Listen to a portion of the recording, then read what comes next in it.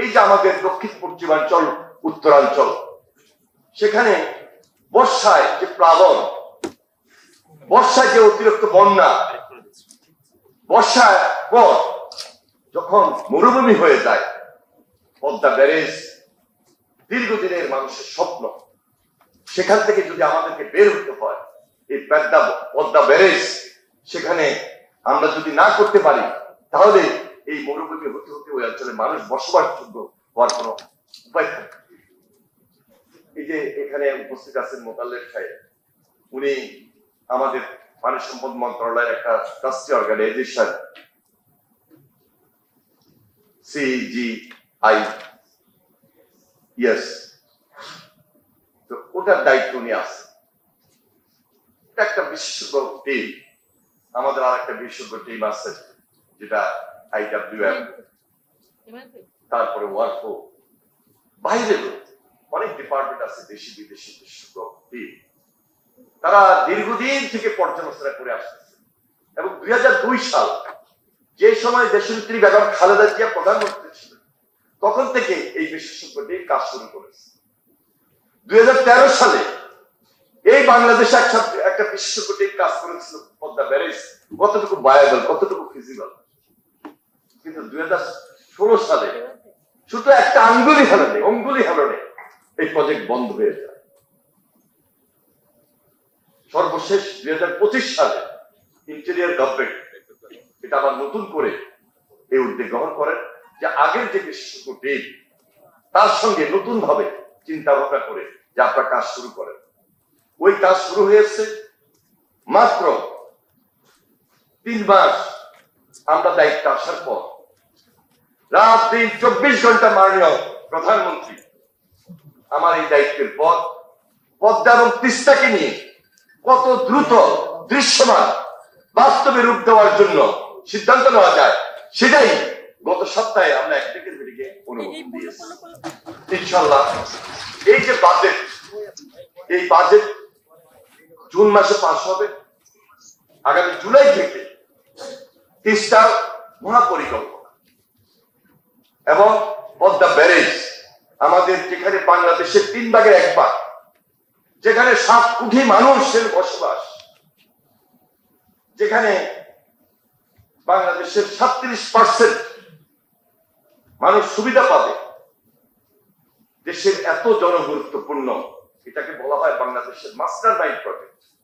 এবং 2টা প্রজেক্ট, এই প্রজেক্টের সঙ্গে ওই যে আপনার আমার জীবন জীবিকা, বসবাস, কৃষি, নদী ভাঙন রোধ, পানিকে রিজার্ভ করে রেখে বর্ষাকালের পর যখন শুকনো মৌসুমে আসবে, উৎপাদনটাকে দ্বিগুণ করা, উৎপাদনটাকে দ্বিগুণ 3 গুণ করে কিভাবে প্রেসিডেন্ট জিয়া শুধু খাল খনন দিয়েই বাংলাদেশ থেকে ফুড এক্সপোর্ট করেছিলেন, সেই পরিকল্পনার দিকে আমরা যাচ্ছি। 3 মাসের মধ্যে মাথায় তো দৃশ্যমান। এটাই তো হলো তারেক রহমানের নেতৃত্বে আজকে নতুন বাংলাদেশটাকে গঠন করার আমাদের যে পরিকল্পনা, যে জাগরণ নিয়ে আমরা এগিয়েছি, সেই দিকে আমরা কাজ শুরু করেছি। আমার দৃঢ় বিশ্বাস, আমার এই জেনারেশন, তারা পড়ালেখা করেন, তারা রাজনীতিও করবেন, অথবা রাজনীতি না করলেও পরামর্শ দিবেন।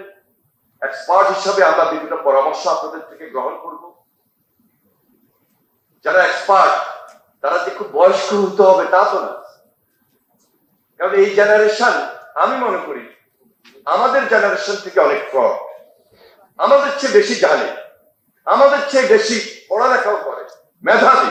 সুতরাং তাদের জ্ঞান নিয়ে, তাদের পরামর্শ নিয়ে আমরা যদি আগামী দিনে তারেক রহমানের হাতটাকে শক্তিশালী করি, আমার দৃঢ় বিশ্বাস যে বাংলাদেশটাকে স্বনির্ভর বাংলাদেশ, নতুন বাংলাদেশ হিসাবে আমরা সর্বশেষ জুলাই আন্দোলনে ঐক্যবদ্ধভাবে মোকাবেলা করেছিলাম, যেটা আমরা চেয়েছিলাম, সেই স্বপ্নটাকে আমরা স্বপ্ন না শুধু বাস্তবে আমরা রূপ দিতে সক্ষম হবে ইনশাআল্লাহ। তবে ছাত্র রাজনীতির প্রতি বিমুখ হওয়া যাবে না। ছাত্র রাজনীতিকে সবাই সহযোগিতা করতে হবে এবং এটাতে খুব সচেতন ভাবে ভালো কাজ করে, ভালো কাজ যেন ছাত্ররা করতে পারে, ছাত্র নেতৃত্বরা করতে পারে, সেই দিকে আমরা তাদেরকে সহযোগিতা করবো ইনশাআল্লাহ। তাহলে এটা দেশের জন্য মঙ্গলকর হবে। আজকে যারা উপস্থিত হয়েছেন, আরো অনেকগুলা সাবজেক্ট ছিল, অনেকগুলা কথা ছিল। যদি আমি খুব ব্রিফ করতে যাই অনেক সময় লেগে যাবে, আর যেহেতু সময় সংক্ষিপ্ত, আরেকটা সেশন রয়েছে। আজকে যারা উপস্থিত হয়েছেন আমাদের এখানে, বিশেষ করে আমাদের ঢাকা সিটি কর্পোরেশনের এজাজ, তার বক্তব্য আপনারা শুনেছেন। আমি তাকে আন্তরিকভাবে মোবারকবাদ জানাই। আমাদের মন্ত্রণালয়ের উপর সে কিছু গুরুত্বপূর্ণ কথাবার্তা তুলে ধরেছেন। আমি তাকে শুধু এটাই বলবো না, তার একটা বিশেষ কথা সে বলেছেন যে ঢাকার চারপাশে 4টা নদী, একটা হলো বুড়িগঙ্গা, শীতলক্ষা, বালু এবং তুরাগ, এটা নিয়ে একটা বিশেষ প্রকল্প তারা চিন্তা করে তুলে ধরেছে এবং এটাকে বাস্তবায়ন করার জন্য আমরা ইতিমধ্যে এই বাজেটে আমরা ব্যাপক আলোচনা করেছি এবং এটাকে সমাপ্ত করার জন্য মাননীয় প্রধানমন্ত্রী সম্পূর্ণ তার নলেজে রয়েছে, আমাদের নিয়ে বারবার মিটিং করেছে কিভাবে পানি রিজার্ভ করা যায় বা ওয়াটার ট্রিটমেন্ট করে ঢাকা শহরটাকে সুন্দর সার্ভিস আমরা দিতে পারি। আরেকদিকে দূষিত পানি, বর্জ্য, এগুলা মোকাবেলা করে নতুন প্রজেক্ট নিয়ে আমরা অ্যাড্রেস করতে পারি, সেদিকে আমাদের বিশেষ নজর আছে। আমি তাকে আন্তরিকভাবে মোবারকবাদ জানাই এবং ধন্যবাদ জানাই। আর আমাদের এই ছোট ভাই, সে শেরেবাংলা কৃষি বিশ্ববিদ্যালয় থেকে শুধু পড়ালেখা করেই শেষ করে নাই, এখনো তার অনেকগুলা পাবলিকেশন রয়েছে আমার ধারণা, এবং সেই আঙ্গিকে সে মৎস্য উপর বেশি গুরুত্বপূর্ণ কথাগুলো বলেছে। আমি তাকে আন্তরিকভাবে মোবারকবাদ জানাই এবং ধন্যবাদ জানাই। তারপরে হান্নান মাসুদ, সে আমাদের নির্বাচিত প্রতিনিধি, জাতীয় সংসদ সদস্য, গ্রেটার নোয়াখালী। আমার বাড়ি লক্ষ্মীপুর, তার বাড়ি নোয়াখালী, খুব কাছাকাছি, খুব একটা দূরে না।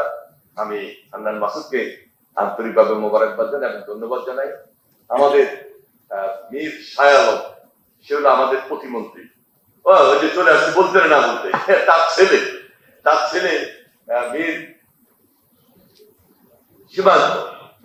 আমি তাকে আন্তরিকভাবে মোবারকবাদ জানাই এবং ধন্যবাদ জানাই যে সে ছেলে হিসাবে খুবই ভালো কথাবার্তা প্রথমেই বলেছে।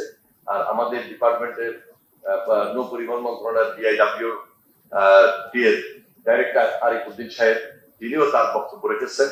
অনেকগুলা কথা তার ছিল, সব শেষ করতে পারে নাই। আমি তাকে আন্তরিকভাবে মোবারকবাদ জানাই এবং সুলতান সালাউদ্দিন টুকু আজকের এই অনুষ্ঠানে এসে আমি মনে করি আমাদের এই অনুষ্ঠানটা অত্যন্ত সম্মানজনক হয়েছে। অনুষ্ঠানটা আমরা সবাই উপভোগ করেছি এবং দেশের জন্য এটা খুবই প্রয়োজন ছিল। আমি সবাইকে আন্তরিকভাবে মোবারকবাদ জানিয়ে সর্বশেষ আমাদের মাননীয় প্রতিমন্ত্রী, স্থানীয় সরকার, পল্লী উন্নয়ন এবং সমবায় মীর শাহ আলম, উনি এখানে উপস্থিত হয়েছেন, তার ছেলেও আজকে বক্তব্য দিয়েছে।